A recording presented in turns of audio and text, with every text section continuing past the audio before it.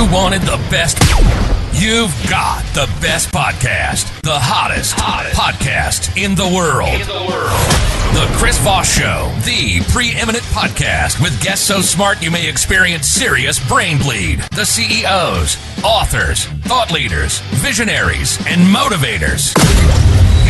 Get ready. Strap yourself in. Keep your hands, arms, and legs inside the vehicle at all times, because you're about to go on a monster education roller coaster with your brain. Now, here's your host, Chris Voss. Hi, folks. It's Voss here from the ChrisVossShow.com, the ChrisVossShow.com. Welcome to the big show, my family and friends.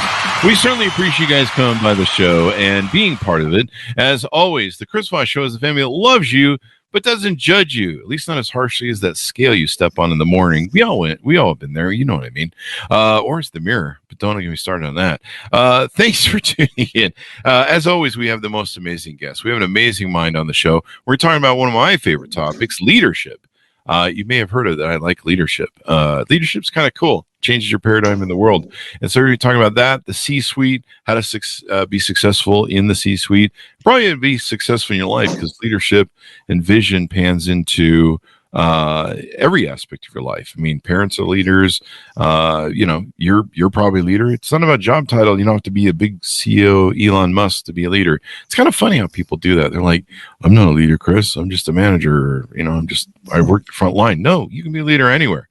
You just have to take charge and lead. So there you go. We'll be talking about the amazing insights of his amazing book. But in the meantime, that's our setup for the shaming and guilting. Please refer the show to your family, friends, and relatives. Please, for the love of God, please do it. No, I'm just kidding. Go to, iTunes.com/Chris Voss, 5-star review. Go to Goodreads.com/Chris Voss, YouTube.com/Chris Voss, LinkedIn.com/Chris Voss. Subscribe to the big LinkedIn newsletter. And hey, we're starting to get cool over there. We're getting traction on TikTok with some of the new AI systems we use to cut up the content. Go to Chris Voss 1 on TikTok and the Chris Voss Show podcast on TikTok. It's kind of cool what AI is doing, man. It's changing the world. He is the author of the amazing book that has been on Amazon since November 3rd, 2020. The book is entitled C-Suite and Beyond, the 4 Keys to Leadership Success. Tom Kereszti is joining us on the show. Did I get that right, Tom? Perfect. There you go. He is on the show with us today. He's going to be talking about his amazing book, and we're going to learn a lot about some of the stories he's collected and things that have gone into it. And I think you're going to be impressed. I'm impressed. I think you will be too. And if not, well, you can call the show and ask for your money back. Wait, this show is free. What do you want from me, people? 2 to 3 shows a day? Tom is an industry influencer who adds value to individuals and helps companies reach their highest potential through life-changing leadership principles. Tom is a highly sought-after coach, mentor, and speaker. His approach to leadership comes from a lifetime of international experience. He has built and led executive teams at Colgate-Palmolive. That reminds me, I need to order some fluoride toothpaste. Philips Electronics, Reckitt Benckiser. I'm not sure I'm pronouncing that right. Benckiser. There you go. And the Strauss Group in Europe, Asia, and the Middle East, Latin America, and the United States. He's been so international, I can't pronounce half the companies he's been with, damn it. So unlike many leadership experts who have not had the privilege of being in leadership, he's lived his life as a leader and created the challenges that most people face in life. And welcome to the show, Tom. How are you? Living the dream. Thank you so much for having me. Living the dream there. There you go. Give us a .com. Where can people find you on the interwebs, get to know you better? I have a curse and a blessing of a last name that you had trouble pronouncing. So if you Google Kereszti, you find my sister, myself, and my 2 daughters. So it's easy to find me. You can find me on LinkedIn. That's my biggest following. But I'm, or on Amazon, just Kereszti, Kereszti. ZTI. And there'll be a link on the Chris Voss Show. So, Tom, you've done lots of travels throughout your life. What motivated you on to write this book? So I have to give my wife credit, right? We went internationally in '91 as an expat, and lived in 6 different countries and many continents. And my wife is very outspoken. She She loves sitting at dinner tables, at parties, and she'll dominate about 70% of the discussion always. This is how she got you to write the book too, huh? She Yeah. cracked the whip and So said, she was "Write a always, book." always sharing. She was always sharing these stories with everybody, dominating the discussion. And somebody said, Kathy, you should write a book. No. And then I said, okay, well, maybe I should write the book, and looked at it and said, okay, why would somebody read all these stories, and put a framework around it? And what I quickly found was, well, my life was working well and our life was working well. Some things were evident, and when things weren't going so well, some things were missing. And, boiled down to those 4 keys to leadership success. And I wrote a couple of chapters, sent it off to about 10 friends, 15 friends, and they all came back and said, Tom, we love the stories. Your writing sucks, but we love the stories. So I said, okay, right. So that's not a problem. Yeah. And then the book was born. There you go. Well, that's what editors for. You have the editors, fix the writing and stuff. That's what I did. So let's get into the 30,000 overview of the book. I've teased it out a little bit, but let's hear from you. A 30,000 overview of what's inside the book. Well, look, one of the reasons we wrote the book is people hate their jobs, right? I mean, if you take some polling out there, probably about 70-80% of people hate their bosses. And it's not really they hate their jobs, they just hate their bosses. About 20% of the people actually like their bosses. I look at my own career through that 30 years or 35-year ride through corporate America. There's literally 3 guys that I highly respected and would go through a wall for. Everybody else was like, why am I working for this person? My God.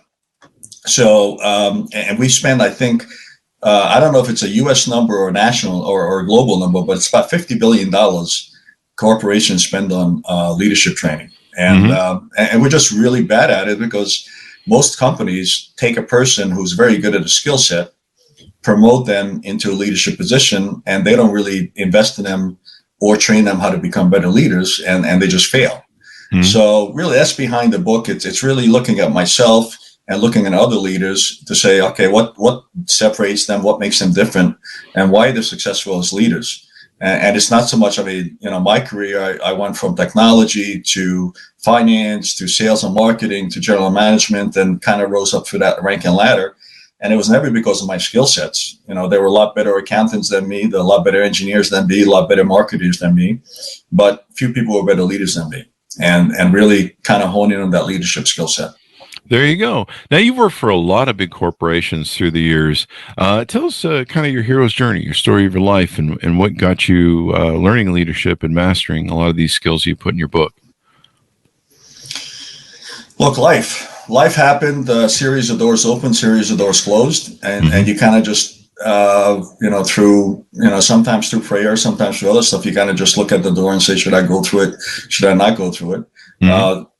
There is no substitution for hard work, right? I mean, you can't be lazy and get ahead, but it's also a lot of it. You hear a lot of people become influencers on that, right? My daughter's an influencer. She's got, 20,000 followers on Instagram. I've got 15,000 on LinkedIn. So I don't know, but look, we're all influencers. Everybody's influencing. Yeah. People, if you're a sales guy, you're trying to influence the customer to buy your product. If you're a customer, you're trying to influence the sales guy to give you better terms. But everybody is in the influence business, right? And these 4 keys help you become better influencers. So as I went through life, as I went through the corporate, ladder and climbing the corporate food chain, it's really, the old saying is, it's who you know, not what you know, but it's really influencing, enhancing what I call your circle of influence. So more people know about you, you build your own brand. One of the lessons that I learned about halfway through my career is I'm a brand, right? I look at myself as a brand. I promote myself as a brand. I'm not just an individual. I stand for something. And that's how you grow your influence, and that's how you climb the corporate ladder. And hopefully you don't burn too many bridges and piss people off. There you go. Everyone's a brand nowadays. Like you mentioned, on social media, they're an influencer. You build your brand. You get as a speaker, as an author. There's always a food chain that you've got to try and get up your brand, raise, so that you can get some visualization and all that good stuff. You talk in the book about 4 keys to leadership success. Can you tease some of that out? Yeah, it's and again, the four keys help you influence others, right? The first one is pretty simple. It's your character. Ah, Who are you? Who are you as an individual? If you want to be a leader, you have to have a very strong sense of who you are, and people have to see that and understand that in order for them to follow you. I mean, if you don't know who you are and people don't know who you are, they're not going to buy into you. You're not going to be able to, become a leader. So who you are is essential. And the equivalent of that for a company is company culture. Right? We talk about, and we spend a lot of money on company cultures, and there's two types of companies. Every company has a culture. Some companies have a culture which just happens by natural growth because they don't pay attention to it, and the cultures are just born. You may have multiple cultures depending if it's a larger company with different departments, or you have companies who actually pay attention to it and they're mindful of it. They develop it, they nurture it, and the culture grows. They act it, they live it, and those are the healthy cultures, right? But all companies have a culture. It's just I always tell people you might as well think about it and put some effort behind it to get it the way you want it, because it's going to happen anyway. Let me ask you this. Like the outcome. Let me ask you this on that concept, because culture is a big thing for me. And I realized a long time ago, and I pre-read a lot of books before I started building companies.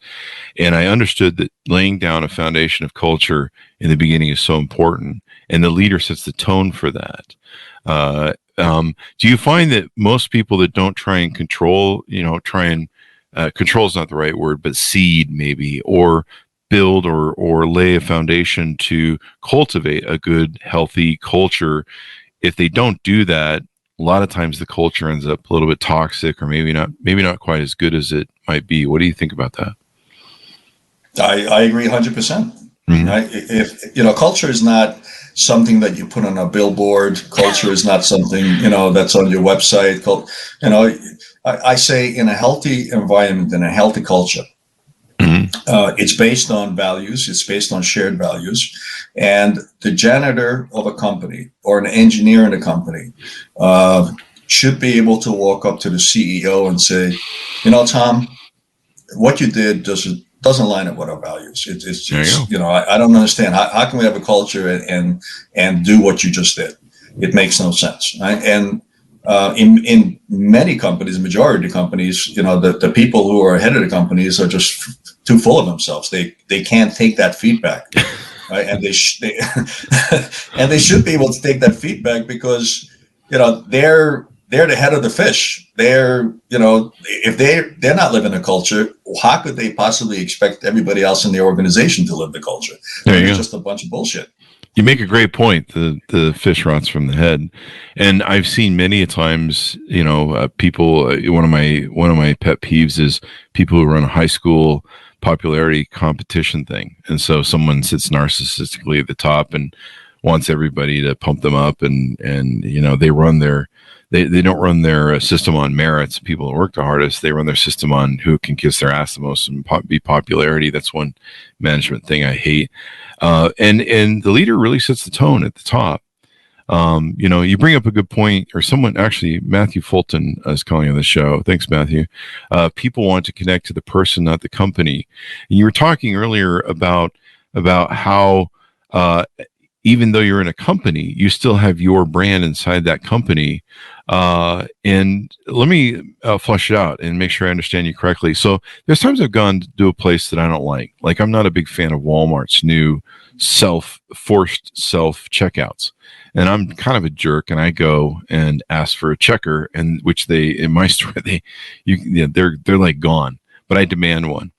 And I remember being pissed off about it because I don't like it. I don't, if you want to pay me why don't you just pay me to restock your shelves too while I'm at it, other than bag my own groceries. But the guy came out, the cashier came out, and he was friendly, and he goes, how's your day going? He goes, what's your hat about? What's that about? And he was like really super nice to me, and it made my experience totally flip from a very negative one to a very positive one. And is that an example of a guy who is one of those people like Matthew's talking about, where you can connect to a person who's a great brand inside of your company and is going to help change customers' perception of you? Well, you're only as strong as your weakest link. Right? Ah. So that's a great example where you actually have an interface between a customer and an employee, and it's a positive one. And if that employee hasn't bought into the culture, doesn't like their job. I mean, everybody should be passionate and love going to work every day. Right? They should love their job. If you're miserable, that comes right across your face, and it comes across on your interactions with other people, whether you're a clerk in a Walmart or a head sales guy or head purchasing guy. I mean, yeah, love what you do. If you're not loving what you do, life is too short. Go find something else to do. There you go. And that's probably a good reason to hire people who love what they do. And there's probably a lot of experiences I could cite that, I've had trouble with. I don't like a brand, or I don't like the experience I'm having. And sometimes someone can jump in and you can tell they enjoy their job. They enjoy what they do. I've told people, even if you don't like what you do, or maybe you don't find you're in the career or job that you do your best work hard, because it's a muscle that you build. Like, I have a lot of people, I don't like working where I'm at and I want to go be an entrepreneur. I'm like, well, are you phoning it in where you work? Yeah. Well, it's a lot of work to be an entrepreneur. And when I work for other people that I didn't like, or, toxic cultures, et cetera, I did my best work. I just worked my hardest. I performed the best because in my mind, it was practice to be better at what I do. So you talk about the four keys: who you are, your vision, your strategy as a growth strategy, and the members of your team. What's the growth strategy that you want to plan for in the C-suite? How do you envision that and apply that? Well, look, everybody wants to be better than they were the day before. If you're Not a me. company, you want to have more. Sorry, I had to get that. Yeah, well, at a certain age, you may say, okay, maybe I'm more Yeah, anxious I'm today at than the I was fuck it age. yesterday. So. But that's the idea in life. I want to be better tomorrow. I mean, Yeah. I like to have 5 books out tomorrow instead of one. I want to be healthier tomorrow. I want to be more active tomorrow. So I want to continue to grow. So a healthy strategy, I believe, is a growth strategy. Mm-hmm. Now, where people make a mistake is they skip aligning their strategy with their vision. And vision is extremely important. We kind of skipped over it. Every company, every individual should have a very simple vision statement for their life. One for my life is man of God, leader of men. So anytime I have to make any major decisions, I run it against that. I say, does it honor God and is it a leadership role? And if it doesn't, I don't do it. If it does, then I probably do it. Right. So what you want to do, and healthy vision statements are really simple. Right. You take 2 athletic companies. Nike, we unleash human potential. Puma is we're the fastest brand on earth. Very different statements, both very successful companies, right? Mm-hmm. So make sure you have a clear vision statement that people can buy into, people can understand it. I love Coca-Cola. We refresh the world. Anybody who's associated with Coca-Cola knows it's about refreshment and it's about global distribution, right? So it's easy to buy into. It's easy to understand. So once you have that vision statement, then what you do is you build a strategy to continue to support and move along that line for that vision statement. And where companies and people get in trouble is they build a strategy and they get distracted by the latest, shiny object. Oh, competition's doing this. The market, my management is doing this. Mm-hmm. And so you kind of get veered off. And one of the companies that I use as an example is Kodak. I mean, if you look at Kodak back in my Colgate days, right? Colgate and Kodak did this great joint promotion to send a picture of your biggest smile. Right? They did a global promotion where Kodak people were taking pictures of people with smiles for Colgate, right, for your teeth, and Kodak film. And Kodak was their mission statement or vision statement was to be the best imaging company in the world. Mm-hmm. And they just kind of lost of that whole area of what their vision was, and they thought they were a filmmaking manufacturing company. I mean, with today's technology, if they just stuck to their vision to being the best imaging company in the world, where they could be, and they're just a formal fraction of themselves because they got distracted by the latest shiny object doing stupid things. American Can became a insurance company or something like that, and they went out of business. I mean, stick to your vision. There you go. Don't change that every year. Let me ask you this. Do I need to, as a personal brand, do I need to have a vision or byline or motto? Like maybe I should make one, Chris Voss, sexiest man in the world, and I just put that on a shirt, wear it around the office, or, I'm just being funny, but should you, maybe you have as a personal brand, should you have a motto? Like, I think ours is the Chris Voss Show, the family that loves you but doesn't judge you. I don't know, maybe.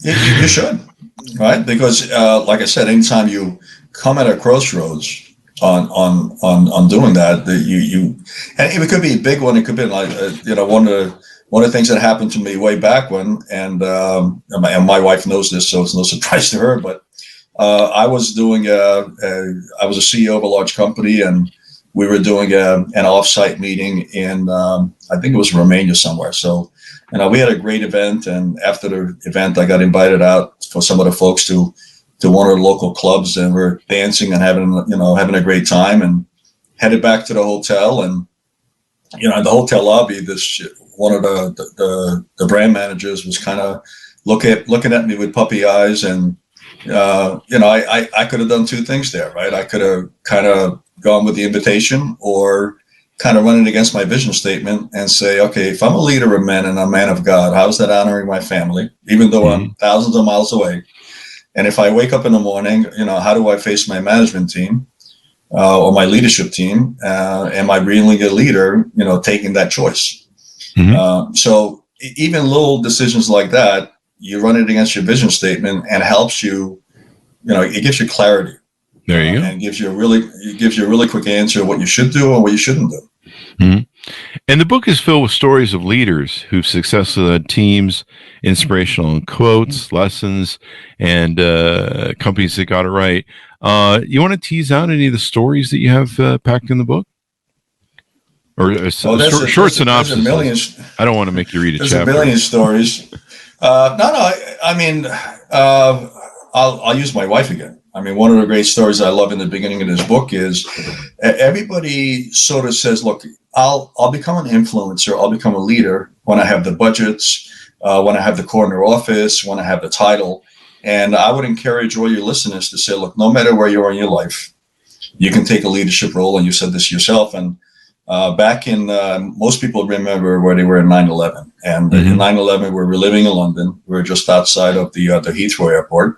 And 9/11 happens, and Kathy's watching Sky News, and she's kind of distraught because, what's happening. And she sees all these people stranded at Heathrow Airport.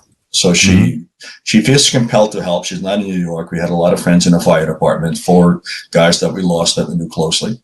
And Kathy said, look, I got to do something. I don't know what it is. She got in a car. She went out to Terminal 4, which was the international terminal at that time, and just said, how can I help? And people were like, well, all the hotel rooms are booked, so we're sleeping on the floors. And, Heathrow was one of the most expensive airports, and some people were out of money. They couldn't, afford to eat. And, you can see British Air getting on national TV and say, look, it's an act of war. We're not responsible. Everybody's on their own. Mm-hmm. So life goes on in Kathy's head. She said, look, we're expats, right? Everybody's got big houses with plenty of room, plenty of refrigerators full of food and stuff. She said, well, why don't we host these people? So she got on the phone tree with the other, spouses that are part of the national community and say, hey, can you host? And before you know it, we got the school bus out at the airport, and we're taking people back to the school parking lot, and folks are taking them home and hosting them. And then the next day, there was 4 international schools in London. So 4 schools are on board now. So you got 4 times as many houses. You got 4 times as many families to host. Right. So, and you can read about this. You'll Google it on the internet. You'll find it. Right. And then now imagine this: 9/11. The second day after 9/11, British Air walks up to my wife and says, "Hey, we love what you're doing." And naturally, they loved it because she was like a knight in shining armor. Everybody was bitching at British Air people, and she's easing all that tension. So she said, "Here's a badge for you. Whatever you need, just come and." So they gave her an honorary British Air badge, and during 9/11, during the biggest security crisis, to go, carte blanche, we'll help you with anything you want. The third day, her phone rings, and she's been in Terminal 4, so, mostly British Air. So phone rings third day, it's Virgin Atlantic. Right? Hey, Kathy, is this Kathy Ash? She goes, Well, we got a flight going to the U.S. It's got 80 seats on it. If you want to send 80 people to the airport, they got, rights back home. All right, so you can see that influence growing. And look, the moral of the story is, if it was about budgets, if it was about the corner office, I was the guy. Yeah. Right? I was CEO of a large company. I could have put money towards it. I could have but it wasn't about that. It was just finding a cause and stepping in and taking a leadership role to say, look, this is a good cause. Let's rally around it. Mm-hmm. And let's build a team around it. And look, after the problem was gone, the team was gone. I mean, the team was disturbed. So, that's also a lesson for companies is that when crises happen, when things happen, it doesn't have to come from the top, right? If you have the right culture, you can have people just organize inside an organization, maybe a temporary team, a leader steps up and says, we got a problem. Let's solve this problem. There you go. And he could be an individual, like a guy in Walmart, you got a problem. Yeah, he fixes it for the customer and makes them happy. Yeah. Yeah, we see this a lot in the military too. The military, for the U.S. military, I should specify, has a really great thing where they teach everyone to lead. And so if there's any point in the chain of command where there's a failure, your commander is missing, down, killed, in action, whatever the case may be, everyone can still take the lead and operate as a unit. Without having to, wait for the Pentagon to send them. Is it okay if we cross the ravine? That sort of thing. And it makes for a brilliant strategy for them. Let's tease out some of the things that you do. I'm looking at your website. You've got several services you offer. You've got workshops in leadership development, executive coaching, masterminds, keynote speaking, strategic consulting. Tell us about some of the things you do there and how you interact and help people succeed. Well, mostly you come into the company and usually somebody has a problem, right? They invite you in because there's a problem. It may be a problem with lack of growth. It may be a problem with people not getting along. It may be a kind of coming up with a new vision to where the company should be going. So they are struggling with a question, right? And then me and my team come in. And by the way, I have two other great guys, good friends. One is a Navy SEAL, retired Navy SEAL. He's got a book coming out, so I'll give him a plug as well. His name is Kyle. He's also published by HarperCollins, like I am. And what's the name of his book? Overrated. What's the name of his book? Leadership is Overrated. We've had him on the show. It's in the can. Yeah, I believe so. I think we've had him on the show. I believe it's overrated. Yeah, I think we've had him on the show, and it's in the can until September 5th or August or something. Yeah, his book is coming out in a couple of days, yeah. So he's a good friend, and him, myself, and Chris, we're big preachers, proponents of self-led teams that are inside of organizations, and that's exactly how the SEALs work, And once you read Kyle's book, you'll understand that. And so that's a great book as well. Mm-hmm. Funny enough, I started when Kyle came out with his book, I started reading his book, and I said, Kyle, we come from two different worlds, but we look at the world very same, right? The way I look at empowering people and making them successful, and the way you look at it, we got there from two different places, but we got to the same place. There you go. Yeah, we've got that in the can. We've just been holding it for the release date, but August 29th. Leadership is already, and we had a great discussion. We talked about some of the military stuff that you and I talked about. There's some other cool things that you offer on your website, a virtual workshop under the product area and 16 Laws of Communication virtual mastermind. Tell us about that and how you can help people succeed with those things that you're doing.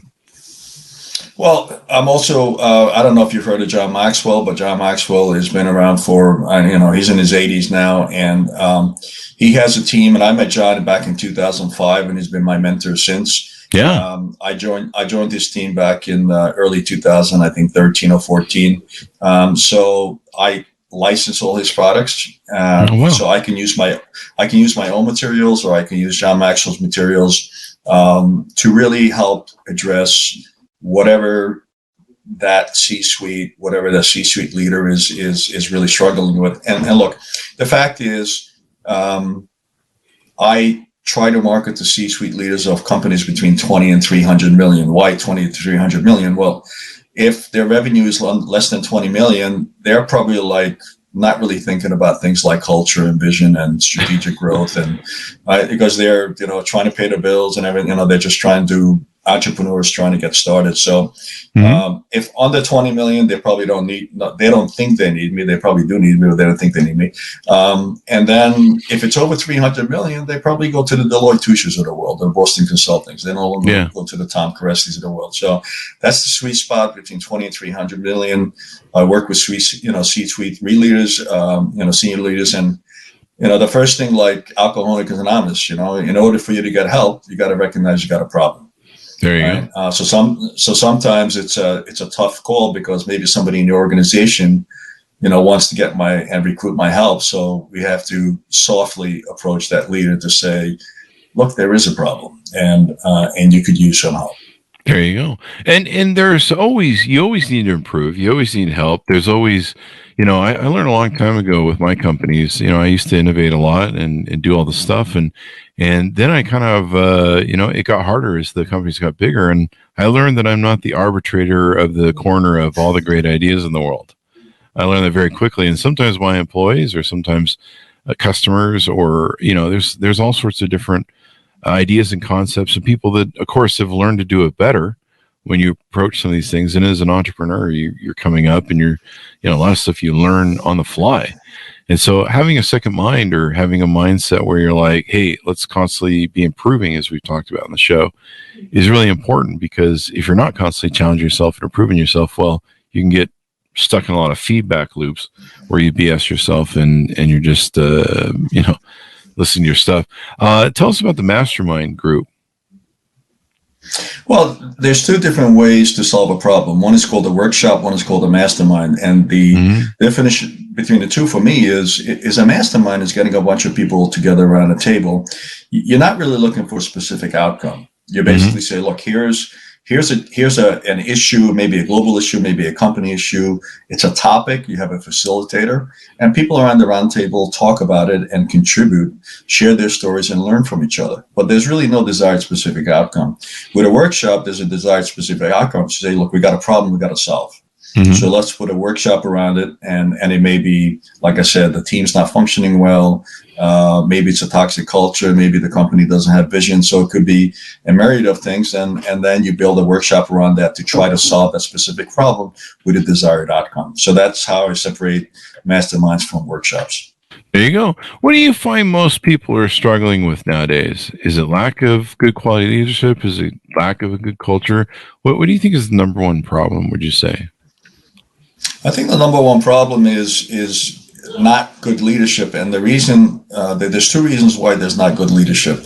One is a lot of companies, like I mentioned to you, promote people who are very good at something. So one of the companies you mentioned was Reckitt Benckiser. Well, Reckitt Benckiser, they had a habit of promoting very good marketeers because they were a very good consumer goods company, very highly market oriented, and they would appoint general managers who are very good marketeers. Now, they also appointed me as a general manager, and I knew marketing, but I was not one of the best marketing guys on the block. But I took a company that was about 40 million and made it about 68 million, and they were losing about 2 million. And then by the time I left 2.5 years later, they were making 4 million. But my approach to it was really empowering the people and enabling the people to become successful and for the company to be successful. I didn't come down and say, okay, this is the marketing things we should do, which was some of my colleagues did. And they kind of looked at that company and said, well, we really don't understand what's going on, but we sure like the results. There you go. Right. And one of the nicest things that I heard is when I was moving on 2.5 years later to something bigger and better, they had a going away party for me. And my CFO said, Tom, we just want to thank you for believing in us and making us believe in ourselves. And that was the nicest compliment I could ever ask for. Right? There you go. And that's what it boils down to. You create a healthy environment as a servant leader for people to be successful. It's not about leadership, about me calling the shots and is the highway the highway or my way. And unfortunately, a lot of leaders are so absorbed in themselves, and rightly so, because they went through the corporate ladder, they got many promotions, they were successful, so they really think it's all about them. And the second that you recognize that it's not about you, but it's about something much bigger than you, that's the first step for becoming a better leader. There you go. Always improving. And then I guess we'll get a last plug in here. You have you're going to be a Live to Lead, the half-day leadership development experience. You want to get a plug in for that? Yeah, Live to Lead. It's if you're in San Diego, stop by. We have limited seating. You could also watch it online. So if you just go to my website, pull down the Live to Lead tab. It's again, it's associated with the John Maxwell organization. This is something to do every year. They have 4 great keynotes this year. Every year they have some great keynotes. Yeah. And you'll learn how to become a better leader. So whether you watch it online or you come join us in person in San Diego, we'd love to have you.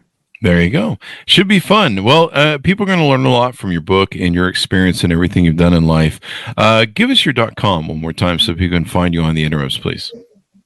You got to the same place, either my last name, which is Kereszti, KERESZTI.com. And you can just find me on LinkedIn. You can find me on Amazon. And it'll get you to leadershipdisciples.com, which is the host site. There you go. Tom, it's been wonderful, insightful to have you on the show, inspiring, and hopefully we can get some people to reach out and contact you and get to know you better.